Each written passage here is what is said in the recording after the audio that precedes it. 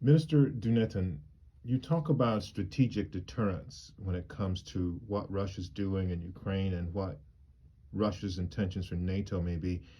How do you deter Russia? We need to deter Russia with political means. This means that we need to stay united in convening the message to Russia that what President Putin is doing today in Ukraine, and this is absolutely not something that we could accept as a Euro-Atlantic community, and that those actions are completely against our Western values. So this is one of the activities that we should conduct.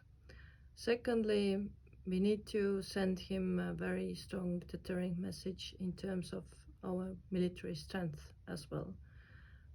It is quite clear that for a very long time Russia is not only accepting nice words, but he needs to understand that our nice words and political determination is backed by the military capabilities.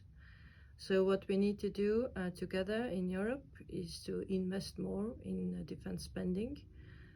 Estonia is, as of next year, increasing its defense spending to 3% of the GDP already. We are investing in many new capabilities. But we also need to send this message to all European countries that unfortunately we are facing a dictator in Europe, and every European nation, together of course with the United States, need to invest more in military capabilities in order to avoid any possible further military escalation in Europe.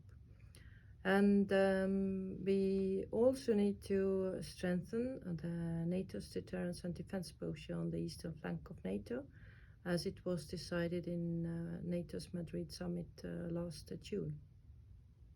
I was about to ask you that question about Estonia being on the front lines with Russia.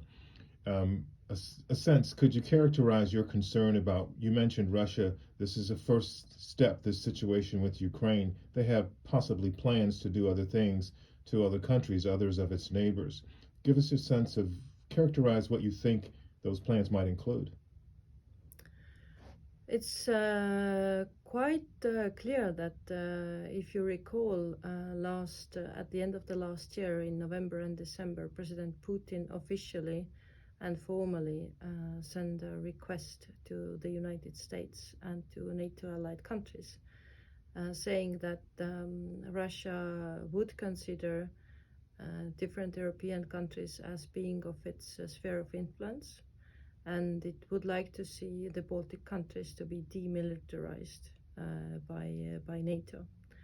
So there is a public seeking to play power politics in Europe and to go for a long confrontation with Euro-Atlantic community.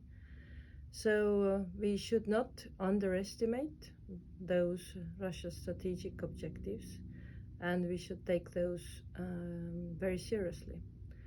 And taking those seriously, it means that we need to confront Russia in this logic, but also be ready for any possible military attack against a NATO country.